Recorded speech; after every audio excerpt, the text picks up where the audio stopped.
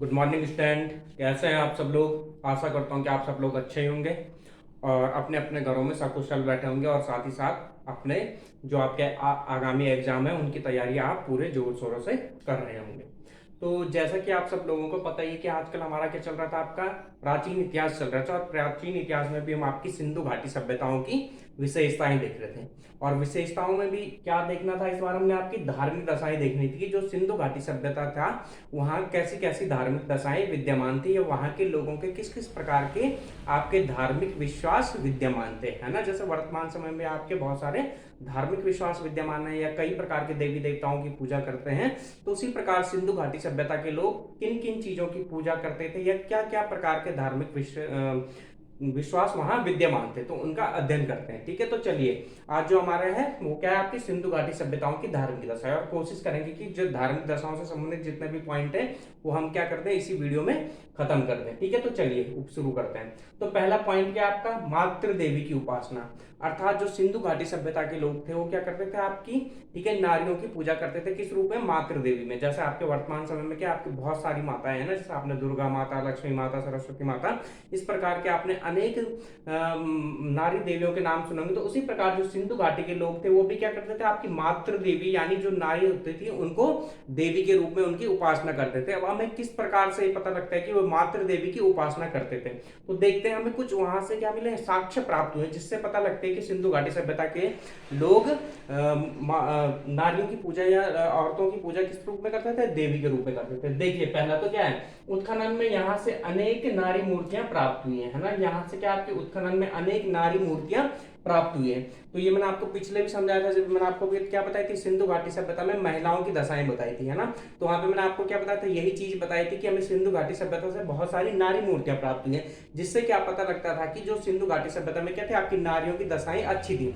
अब देखिए, ठीक है, इससे एक चीज तो हमें ये पता लगती है कि नारियों की दशा अच्छी थी, लेकिन अब किस प्रकार से पता लगता है कि इनकी पूजा भी की जाती है, तो उसके भी हमें कुछ साक्ष्य मिले हैं। एक तो क्या हमें नारी मूर्तियां मिली हैं, लेकिन मूर्तियों को क्या आपका देवीकरण किया गया, यानी उनका क्या किया गया, आपका भगवान की तरह उन मूर्तियों को, उन नारी मूर्तियों को प्रदर्शित किया गया। तो इस प्रकार की मूर्तियां हमें कहां कहां से प्राप्त हुई, तो देखिए पहले तो क्या हमें शिशु को स्तनपान कराती हुई मूर्ति, ठीक है, एक तो क्या हुई, हमें जो सिंधु घाटी सभ्यता से हमें शिशु को स्तनपान कराती हुई मूर्ति प्राप्त हुई है। तो जिससे क्या अनुमान लगाया गया कि जननी है ना, कि आप जननी का देवीकरण किया गया, अर्थात वह औरत जो क्या करती है, आपको जन्म देती है, तो वो क्या आपके एक भगवान समान है ना। तो इसलिए क्या किया गया यहाँ पे, उसका क्या किया गया, आपका देवीकरण, अर्थात उसकी तुलना किससे की गई है, देवताओं से की गई है। दूसरा क्या है, एक नारी के गर्भ से निकला हुआ वृक्ष दिखाया गया है। ठीक है, क्या हुआ आपका, जब सिंधु घाटी सभ्यता में उत्खनन हुआ तो वहां पे क्या मिली, एक इस प्रकार की मूर्ति मिली जहां पे क्या आपके नारी के गर्भ से एक पेड़ निकला हुआ दिखाया गया है। ठीक है, अब तीसरी हमें मोहनजोदड़ो से एक ऐसी नारी मूर्ति मिली है जिसके सर पर पक्षी पंख फैलाए हुए बैठा हुआ है। क्या है, तीसरी कहां से मिली है, मोहनजोदड़ो से एक ऐसी नारी मूर्ति मिली है जिसके सर पर क्या आपका पक्षी पंख फैलाए हुए बैठा हुआ। तो देखो आपको क्या क्या देखने को मिल रहा है यहाँ पे, है ना। शिशु यानी मानव प्राणी, है ना, मानव जगत जो भी आपके क्या है, इंसान है। ठीक है, दूसरा क्या आपका वृक्ष यानी जो क्या आपका वनस्पति जगत है, और तीसरा क्या आपका पक्षी यानी जो क्या आपका पार्श्विक जगत यानी जो पशुओं से संबंधित है।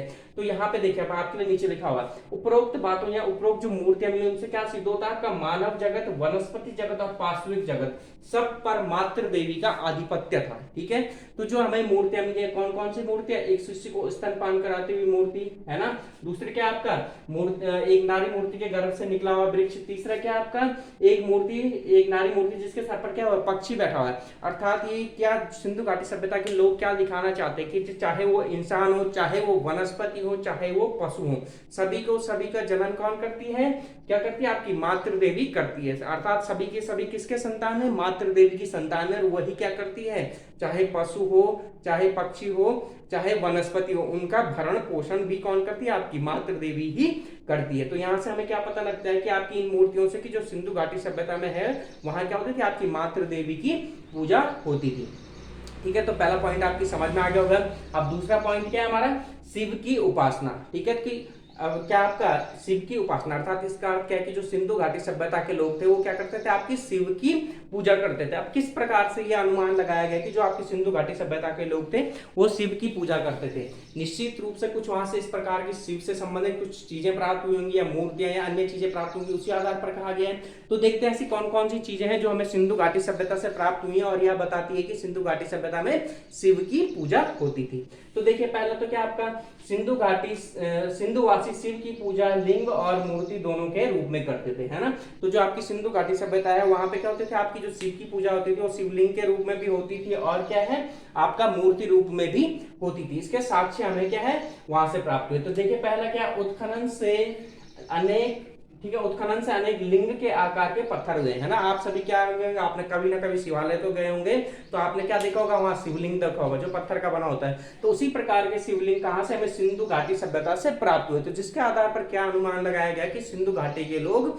शिव की पूजा लिंग के रूप में भी करते थे। अब अगला क्या, हमें मोहनजोदड़ो से एक ऐसी मुद्रा प्राप्त हुई है जिसमें क्या आपका एक त्रिमुखीय पुरुष, ठीक है, त्रिमुखीय पुरुष अंकित है, जो ऊंचे सिंहासन पर विद्यमान है, जिसके बाईं ओर, ठीक है, दाईं और बाईं, यानी जिसके क्या आपके लेफ्ट हैंड साइड में क्या है, गैंडा और भैंस, ठीक है, क्या है, गैंडा और भैंस, तथा दाईं तरफ यानी राइट हैंड साइड में क्या आपका हाथी और बाघ, तथा पैरों की तरफ क्या है, दो हिरन है।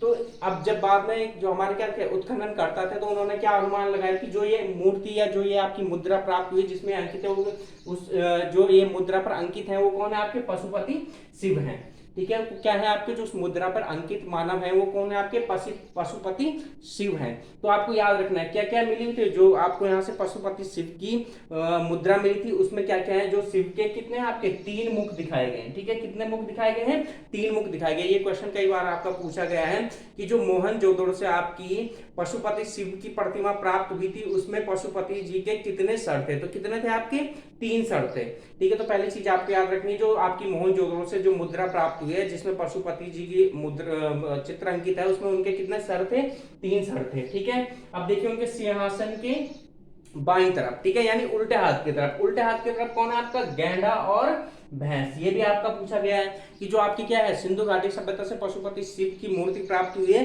उनके, ठीक है, बाईं ओर कौन कौन से जानवर विद्यमान है, कौन से बाईं ओर, तो बाईं ओर कौन कौन से, आपका गैंडा और भैंस, ये भी आपको याद रखना है। और ये भी पूछा गया कि दाईं तरफ कौन कौन से जानवर विद्यमान है, तो दाईं तरफ कौन कौन है आपका, हाथी और बाघ, ठीक है, और पैरों की तरफ कौन है, आपके 2 हिरन है, ठीक है, और साथ में क्या इनके 2 सींग भी थे, जो कि मैंने आपके यहाँ पे लिखा नहीं है, इनके सर पर क्या थे, आपके 2 सींग भी थे। तो जो पशुपति शिव से संबंधित आपको जितनी भी बातें यहाँ से दिखाई दे रही है कि उनके कितने सर थे, ठीक है, दाईं तरफ कौन से जानवर थे, बाईं तरफ कौन से जानवर थे, पैरों की तरफ कौन से जानवर थे, ये सारी की सारी आपको क्या है इंपॉर्टेंट, और कहाँ से प्राप्त हुई है, मोहनजोदड़ो से प्राप्त हुई है, तो ये भी आपको याद रखना है। तो देखिए उपरोक्त क्या आपको इन दोनों बातों से आपको पता लग रहा होगा कि सिंधु घाटी सभ्यता में क्या होता है, आपकी शिव की उपासना होती थी। एक तो क्या है वहां से हमें अनेक शिवलिंग प्राप्त हुए हैं, और दूसरा क्या है वहां से हमें पशुपति शिव की एक क्या है आपका सिक्का या, ठीक है, मुद्रा प्राप्त हुई है। इन बातों से क्या अनुमान लगाया जाता है कि सिंधु घाटी सभ्यता के लोग शिव की उपासना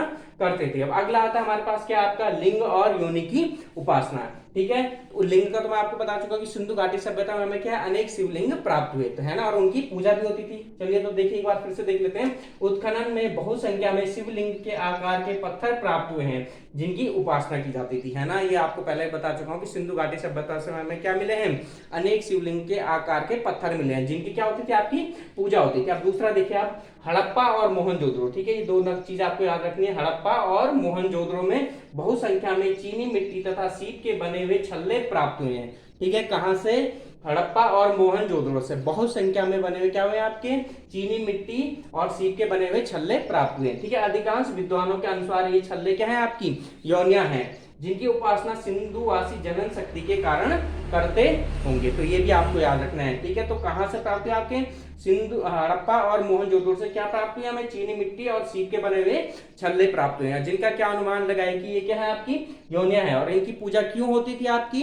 जनन शक्ति के कारण इनकी क्या करते थे, आपकी सिंधुवासी सभ्यता पूजा, सिंधु घाटी सभ्यता के लोग इनकी पूजा करते थे, ठीक है। अब देखते हैं हम अगले जो क्या आते हैं आपके अगली धार्मिक दशाएं आती है, जैसे वहां पे क्या होती थी, आपकी अग्नि पूजा होती थी, अग्नि पूजा का भी हम अध्ययन करते हैं। और क्या होते थे वहां पे आपका, ठीक है, वनस्पतियों की भी पूजा होती थी, उनका भी अध्ययन करते। तो चलिए अब अगले अगली वो देखते हैं हम जो धार्मिक दशाएं हैं। ठीक है, तो चलिए आप अगला चौथा पॉइंट देखते हैं। 3 पॉइंट अभी तक हम देख चुके हैं जो धार्मिक दशाओं में था। तो जो हमारा चौथा पॉइंट है, चौथा पॉइंट क्या कहता है, तो देखिए चौथा पॉइंट क्या कहता है आपका कि सिंधु घाटी सभ्यता के लोग वृक्ष एवं पशुओं की उपासना भी करते थे। अर्थात सिंधु घाटी सभ्यता के लोग इन चीजों की भी पूजा करते थे। अब कैसे प्राप्त पता लगता है कि हमें इन चीजों की भी पूजा होती थी? भाई मूर्तियों के आधार पर होता होगा निश्चित रूप से, है ना। तो किस प्रकार से होता है देखिए। अब देखिए उत्खनन से विभिन्न मूर्तियां मिली हैं जिन पर विभिन्न वृक्ष अंकित है। ठीक है, पहले कौन सा देखा हम, वृक्ष उपासना देख रहे हैं। अब उत्खनन में अनेक ऐसी मूर्तियां मिली हैं जिन पर क्या है, अलग अलग प्रकार के वृक्ष अंकित है। ठीक है, वृक्ष क्या है आपके अंकित है। अब देखिए जो भी आपको क्या मिलती है, मुद्राएं मिलती हैं। तो मुद्राओं पर क्या होते हैं, अक्सर क्या होते हैं, जैसा आपने पुराने जमाने में भी देखा होगा, जो आपके राजा महाराजा थे तो वो अक्सर किन चीजों को मुद्राओं पर अंकित करवाते थे, जो क्या होते थे उनके इष्ट देव होते थे, जिनकी महत्ता बहुत ज्यादा होती थी, है ना। कोई जैसा आपको, आप सब उत्तराखंड से संबंधित तो आपने देखा होगा, जो आपके कहते हैं परमार वंश के शासक थे, तो उन्होंने क्या किया था, आपके जो उनके सिक्के थे उन पर क्या होता था आपका, अक्सर बद्रीनाथ जी की मंदिर बना होता था और उस पर श्लोक भी लिखा होता था। इसी प्रकार से जो हमारे अन्य शासक थे वहां भी क्या करते थे, कईयों की क्या होता था, आपकी गाय की प्रतिमा होती थी, है ना। कईयों की, क्योंकि गाय की क्या होती थी, आपकी पूजा होती थी। कईयों की आपकी लक्ष्मी की प्रतिमा होती थी। तो इस प्रकार से जो चीज उस समाज के लिए महत्वपूर्ण होती है, जिसको पूजा जाता है, अक्सर उसी चीज की क्या आपको मुद्राओं पर अंकित किया जाता है। तो ये भी आपको याद रखना है ना। तो देखिए क्या कहा हमें, उत्खनन से अनेक विविध मूर्तियां मिली हैं जिन पर क्या थे, आपके वृक्ष अंकित थे। जिन पर क्या थे, आपके विभिन्न प्रकार के वृक्ष क्या थे, अंकित थे। तो यहां से भी क्या पता लगता है कि उनके लिए वृक्ष बहुत ही ज्यादा इंपॉर्टेंट थे और इसीलिए वो क्या करते थे, उनकी पूजा भी करते थे। अब अगला देखिए, मुद्राओं पर टहनियां अंकित हैं। अनेक मुद्राओं पर क्या मिली है, टहनियां मिली हैं। मार्शल के अनुसार ये टहनियां किसकी थी, पीपल की थी। अब जो हमारे एक उत्खनन करता थे मार्शल, है ना, तो उन मार्शल साहब ने या मार्शल महोदय ने क्या बताया कि हमें जो विभिन्न प्रकार की मुद्राओं पर ये टहनियां मिल रही है, ये टहनियां किस चीज की है, आपकी पीपल की है। क्यों, क्योंकि सिंधु वासियों का पवित्रतम वृक्ष कौन सा था, आपका पीपल था। सिंधुवासी लोग, जो सिंधु सभ्यता के लोग थे, वो क्या मानते थे, आपको पीपल को अपना पवित्रतम वृक्ष मानते थे। इसीलिए वो क्या करते थे, इसीलिए मार्शल महोदय ने क्या कहा कि जब हमें मुद्राओं पर ये वृक्ष मिल रहे हैं, टहनियां मिल रही हैं, ये किस चीज की वृक्ष की टहनियां है, किसकी पत्तियां, ये आपकी पीपल की है। क्योंकि पीपल का वृक्ष क्या था, आपका सिंधुवासियों के लिए बहुत ही ज्यादा पवित्र माना जाता था। और वर्तमान में भी आपको पता है बरगद का पेड़ और पीपल का पेड़ क्या माना जाता है, बहुत पवित्र माना जाता है अभी भी, है ना। हम सब लोग क्या करते हैं, उसकी पूजा करते हैं। तो इसी प्रकार का कुछ रिवाज आपका सिंधु घाटी सभ्यता में भी देखने को मिलता है। तो इन सब बातों से क्या पता लगता है कि सिंधु घाटी सभ्यता के लोग वृक्षों की भी पूजा करते थे। और वर्तमान में हम लोग भी क्या करते हैं, आपका वृक्षों की पूजा करते हैं, अनेक वृक्षों की पूजा करते हैं। ठीक है, अब देखिए यहाँ से अनेक जानवरों की मूर्तियां मिली हैं, जिनमें से कुछ का उपयोग क्या होता था, आपका खिलौने के रूप में होता था। अब देखिए यहाँ से हमें क्या हुई, अनेक मूर्तियां प्राप्त हुई। जब मैंने आपको सामाजिक दशाएं पढ़ाई थी तो मैंने आपको वहां बताया था, ठीक है, कि मनोरंजन के रूप में क्या होता था, यहाँ से हमें अनेक खिलौने प्राप्त किए, अनेक जानवरों की मूर्तियां प्राप्त हुई। और उन जानवरों की मूर्तियों का उपयोग किसमें किया जाता है, आपका खिलौने के रूप में किया जाता था। जैसे कि मैंने आपको बताया था क्या, हमें एक बैल मिला था जिसका सर क्या होता था, आपका हिलता था, है ना। एक अजीब सा जानवर मिला है जिसका शरीर तो क्या था, आपका बकरी का था, लेकिन जिसका सर मुंह किसका था, आपका हाथी का था। और जब उसको दबाते थे तो आवाज आती थी, है ना। इस प्रकार से, तो इसी प्रकार से हमें क्या है, आपकी सिंधु घाटी सभ्यता से अनेक मूर्तियां मिली हैं। इन मूर्तियों का, जानवरों की मूर्तियां मिली, और जानवरों की मूर्तियों का उपयोग हम खिलौने के रूप में भी करते थे। तो अब हम किस आधार पर ये कह सकते हैं कि भाई इनकी जानवरों की पूजा भी की जाती थी, क्योंकि जानवरों की जो मूर्तियां मिली उनका उपयोग तो खिलौने के रूप में भी होता था। तो कुछ अन्य साक्ष्य मिले हैं जिनसे हमें पता लगता है कि ये लोग जानवरों की भी पूजा करते थे। अब वो साक्ष्य कौन कौन से देखते हैं। ठीक है, ठीक है, अनेक मुद्राओं पर एक सींग वाला बैल अंकित था। ठीक है, क्या था, अनेक मुद्राओं पर एक सींग वाला बैल अंकित था, है ना। एक ऐसा बैल जानवरों जो उनकी क्या थी, उनकी मुद्राएं थी, उन पर एक ऐसा बैल अंकित था जिसका केवल और केवल एक सींग था, है ना, एक सींग था, जो कि अत्यंत पवित्र माना जाता था। अब देखिए जो आपने एक सिंगी पशु का आपने कई बार सुना होगा, तो इसको किस चीज का पवित्र प्रतीक माना जाता था, आपका सिंधु घाटी सभ्यता में भी, ठीक है, शिव का प्रतीक माना जाता है। जो आपका एक सिंगी बैल होता है, एक सिंग वाला बैल होता है, उसको किसका प्रतीक माना जाता है, आपका शिव का प्रतीक माना जाता है। ठीक है, तो इसलिए जो यहाँ की मुद्राओं पर एक सिंग वाला बैल मिला है, उसको क्या माना जाता था, आपका अत्यंत पवित्र माना जाता था। क्या माना जाता था, उस एक सिंग वाले बैल को पवित्र माना जाता था। तो यहाँ से इसलिए हमें पता लगता है कि ये जानवरों की पूजा भी करते थे। क्यों, क्योंकि मुद्राओं पर जानवरों की छाप मिल रही है। दूसरा क्या है, मोहनजोदड़ो में एक ताम्र पत्र को काट कर कुबड़ वाला बैल बनाया गया है। अब देखो आपका जो मोहनजोदड़ो नामक स्थल है वहां पर क्या है, एक तांबे की पट्टी को काट कर क्या बनाया गया है, एक कुबड़ वाला बैल बनाया गया है, जो कि क्या था, आपका शक्ति का प्रतीक माना जाता था। ठीक है, जो आपका एक कुबड़ वाला बैल था, ये कुबड़ वाला बैल किसका प्रतीक माना जाता था, आपका शक्ति का प्रतीक माना जाता था। तो इन दोनों बातों से हमें क्या पता लगता है कि सिंधु घाटी सभ्यता के लोग जानवरों की भी पूजा करते थे। अब आपको जो इंपॉर्टेंट क्वेश्चन यहाँ से आपके याद रखना है, जो पेपर में भी बना है, ठीक है, जो आपका सिंधु घाटी सभ्यता के जो क्या थे, आपकी मुद्राओं पर एक सींग वाला बैल मिला है, वो किसका, वो क्या था आपका, वो क्या था आपका शिव का प्रतीक माना जाता है, और क्या था आपका, उसे पवित्र माना जाता था। ठीक है, किस चीज का प्रतीक है, आपका शिव का प्रतीक है, और क्या माना जाता था उसको, आपका पवित्र माना जाता था। अब दूसरा, जो सिंधु घाटी सभ्यता या मोहनजोदड़ो समय एक कुबड़ वाला बैल मिला, वो किस चीज का प्रतीक माना जाता था, तो किस चीज का प्रतीक है, आपका शक्ति का प्रतीक माना जाता था। एक सिंग वाला बैल पवित्र माना जाता था और शिव का प्रतीक माना जाता था, जबकि जो क्या था आपका कुबड़ वाला बैल था, वो किसका प्रतीक माना जाता है, आपका शक्ति का प्रतीक माना जाता है। तो ये दो इंपॉर्टेंट क्वेश्चन है, ये दोनों आपको ध्यान रखने हैं। तो अब चलते हैं, आपका जो आपकी धार्मिक दशाएं हैं या जो धार्मिक विश्वास है, उसका पांचवी चीज है ना, पांचवी चीज क्या है, यहाँ पे सूर्य तथा अग्नि की उपासना होती थी। जो क्या था, आपके सिंधु घाटी सभ्यता के लोग सूर्य और जो क्या होती है आपकी आग होती है उसकी भी पूजा करते थे। अब किन बातों से हमें ये पता लगता है उसका देखते हैं। ठीक है, अनेक मोहरों पर स्वास्तिक तथा चक्र के निशान मिले हैं, इन चक्रों को सूर्य का प्रतीक माना गया है। ठीक है, क्या है, अनेक मुद्राओं पर क्या मिला है, स्वास्तिक। स्वास्तिक तो आप सब लोगों को पता ही होगा, इस तरीके का होता है ना, तो ये स्वास्तिक मिला है अनेक मुद्राओं पर, और साथ ही साथ क्या चक्र जैसे निशान मिले, कुछ इस तरीके का क्या मिला है, आपका निशान मिला है। तो जो आपका एक चक्र जैसा निशान था, इस चक्र जैसे निशान को क्या माना गया, आपका सूर्य का प्रतीक माना गया है। और अगर मैं आपको बताऊं, जो ये हमारा क्या है स्वास्तिक का निशान है, सबसे पहले हमें अफगानिस्तान के शाही टुम्प नामक स्थान पर देखने को मिलता है। वहां के मृदु भांड है ना, जो वहां के मिट्टी के बर्तन थे, उन बर्तनों पर हमें सबसे पहले स्वास्तिक का निशान देखने को मिलता है। कहां, क्या कहा मैंने आपको, अफगानिस्तान के शाही टुम्प नामक स्थान पर। ठीक है, क्या कहा, अफगानिस्तान के शाही टुम्प नामक स्थान पर हमें सबसे पहले स्वास्तिक का चिन्ह देखने को मिला। ठीक है, या जो टुम्प संस्कृति थी वहां हमें सबसे पहले स्वास्तिक का चिन्ह देखने को मिला। और ये स्वास्तिक का चिन्ह कहाँ बना था, जो उनके मिट्टी के बर्तन थे ना, जो मृदु भांड थे, जैसे उन्होंने मिट्टी का एक कलश वगैरह बनाया तो उस पर क्या था, आपका इस प्रकार के कुछ चिन्ह बने थे, और जो चिन्ह क्या था, आपका स्वास्तिक का चिन्ह था। तो अगर आपसे कभी क्वेश्चन पूछा जाता है कि सबसे पहले स्वास्तिक का चिन्ह कहाँ देखने को मिलता है, तो अफगानिस्तान के शाही टुम्प नामक स्थान पर सबसे पहले स्वास्तिक को चिन्ह देखने को मिला। बाद में से क्या आपका धार्मिक रूप में अपनाया गया। आपको पता है जब जर्मनी में आपका क्या था, नाजीवाद चला, तो नाजीवाद में जो उनका झंडा था वो भी क्या था, उसमें भी स्वास्तिक का चिन्ह बना होता था।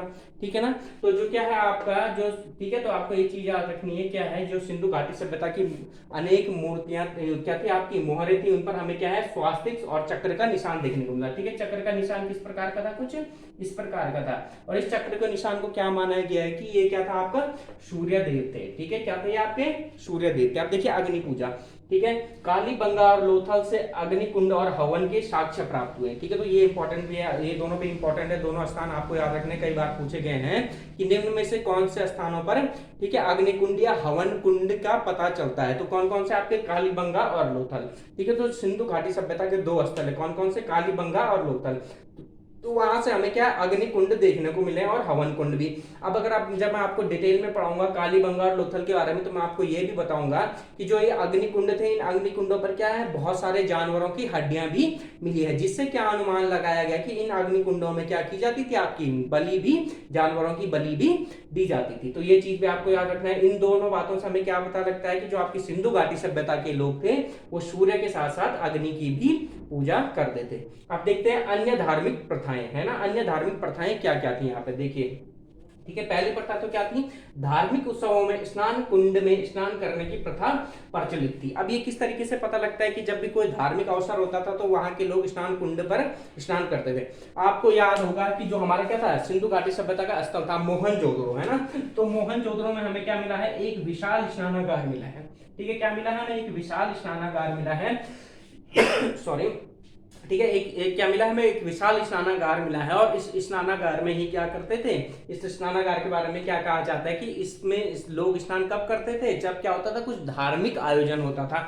धार्मिक आयोजन के समय ही इस जो आपका क्या था, विशाल स्नानागार है ना, ग्रेट बाथ था, उस ग्रेट बाथ में क्या करते थे आपका लोग स्नान करते थे। तो इसीलिए क्या है आपका जो एक प्रथा ये भी है कि धार्मिक उत्सवों पर लोग क्या करते थे, स्नान कुंड में स्नान करते थे। अब देखिए अनुष्ठानों में धूप और अग्नि का प्रयोग किया जाता था। अब दूसरी प्रथा क्या थी, जब भी आपका क्या होता कोई भी धार्मिक अनुष्ठान होता था तो वहां धूप जलाई जाती थी और साथ साथ अग्नि तो हवन वगैरह के लिए प्रज्वलित की ही जाती थी। अब इस चीज का पता कैसे लगता है, जो ये हमारा ग्रेट स्नानागार मिला है, ये जो हमारा ग्रेट बाथ मिला है, इसके क्या थे आपके इस तरफ क्या थे आपके कुछ कमरे थे, है ना, और इस तरफ भी क्या थे कुछ कमरे थे। तो जो आपके लेफ्ट हैंड साइड में जो कमरे थे उन कमरों का उपयोग इसमें किसके रूप में किया जाता था, आपका चेंजिंग रूम के रूप में किया जाता था, अर्थात वहां जाके कपड़े वगैरह बदले जाते थे स्नान करने के बाद। लेकिन जो हमारा राइट हैंड साइड में था, इस राइट हैंड साइड में क्या देखने को मिलता है, जो यहाँ की दीवारें हैं इन दीवारों पर काली काली सी कालिक दिखने को मिलती है ना, जो कि क्या अनुमान लगाया गया है कि यहाँ पर क्या किया जाता है आपका धूप वगैरह और दीपक वगैरह जलाए जाते थे। जो ये कालिक लगी हुई है आपकी यहाँ की दीवारों पर, वो किसके आपके जो धूप से उठने वाला धुआं और दीपक से निकलने वाली कालिक है वो या काजल है, उसके कारण ये दीवारें काली हो गई हैं। ठीक है, ये चीज आपको याद रखने किस प्रकार से पता लगता है कि जो हमारा ग्रेट स्नानाबाद का राइट हैंड साइड में जो कमरे थे उन कमरों की दीवारों पर हमें क्या है आपको कालिक देखने को मिलते हैं। जैसे आप क्या करते हो घर में लकड़ी या दीपक जलाते हो, जो जहां भी आप जलाते हो उसके ऊपर क्या होता है आपका काला काला हो जाता है ना, तो वही चीज हमें यहाँ जो ग्रेट स्नानाबाद था उसके पास देखने को मिलती है। तो वहां से ये अनुमान लगाया गया कि यहाँ के लोग क्या करते थे, आपका जब भी कोई धार्मिक अनुष्ठान या उत्सव होता था तो धूप और आग जलाते थे। अगला क्या है, पूजा में गाने बजाने के साक्ष्य भी मिलते हैं। जैसे हम क्या करते हैं वर्तमान समय में जब भी हम पूजा पाठ या हवन वगैरह होता है तो घंटियां शंख ये सारी चीजें बजाते हैं, तो इसी प्रकार के कुछ साक्ष्य हमें कहा सिंधु घाटी सभ्यता में भी देखने को मिलते हैं कि वहां के लोग जब भी क्या करते थे आपका कोई धार्मिक उत्सव या आयोजन होता था उसमें क्या करते थे आपका भजन वगैरह गाते थे और ये आपके विभिन्न प्रकार के वाद्य यंत्रों का भी उपयोग किया जाता था। अब जो अंतिम चीज आती है क्या है आपका ताबीजों के आधार पर अनुमान लगाया जाता है कि यहाँ के लोग अंधविश्वासी भी थे। जब मैंने आपको क्या पढ़ाया था सिंधु घाटी सभ्यता की धार्मिक सामाजिक दशाएं पढ़ाई थी, तो वहां मैंने आपको स्वास्थ्य वगैरह बताया था। मैंने आपको ये भी बताया था कि यहाँ से हमें क्या है ठीक है दिमाग की सर्जरी के साक्ष्य भी मिले, और साथ ही साथ मैंने आपको ये भी बताया था कि ये लोग क्या करते थे आपके ठीक है रोगों से बचाव के रूप में ताबीज वगैरह का इस्तेमाल भी किया करते थे। तो यही चीज क्या है जो आपके हमारे क्या है आपके जो उत्खनन करता है, जब उन्होंने देखा कि यहाँ के लोग क्या करते थे आपके धार्मिक रूप में और दवाई के रूप में भी क्या करते थे आपका ताबीज है ना हाथों में गले में, जैसे आपने देखे होंगे आप सब लोग ताबीज से तो परिचित होंगे, उनका उपयोग भी करते थे। तो यहाँ जो हमारे उत्खनन करता थे या जो भी हमारे क्या थे इतिहासकार थे, उन्होंने क्या अनुमान लगाया कि यहाँ के लोग थोड़े थोड़े अंधविश्वासी भी थे। ठीक है, तो ये सारी की सारी कितनी पढ़ी हमने 6-7 चीजें पढ़ी, ये सारी की सारी क्या आती है आपकी सिंधु घाटी सभ्यता की धार्मिक दशाओं के बारे में हमें बताती हैं। तो आज क्या होता है हमारे सिंधु घाटी सभ्यता की धार्मिक दशाएं भी समाप्त होगी। अब हम जो नेक्स्ट वीडियो बनेगी उसमें हम क्या देखेंगे आपकी सिंधु घाटी सभ्यता की आर्थिक दशाएं देखेंगे। ठीक है, तो इसी प्रकार से हमारा चैनल देखते रहिए, अपने दोस्तों के साथ शेयर करिए और सब्सक्राइब करिए, शेयर करिए और क्या करिए चैनल को लाइक भी करिए। ठीक है, तो बहुत बहुत धन्यवाद। इसी तरीके से हमारा चैनल देखते रहिए, आपको सारी की सारी चीजें यहाँ पर डिटेल में दी जाएंगी। हाँ हो सकता है थोड़ा सारी की सारी चीजें अपलोड करने में आपको हमें टाइम लगे, पर इसके लिए हम माफी चाहेंगे आप, क्योंकि आपने तो तैयारी करनी, तो आप चाहे तो कहीं और से भी देख सकते हैं, वो आपकी मर्जी, जरूरी नहीं कि हमारे चैनल पे बना लेना, आपको जहां भी अच्छा लगे आप देख सकते हैं, वो आपकी इच्छा पर निर्भर करता है। ठीक है, तो बहुत बहुत धन्यवाद।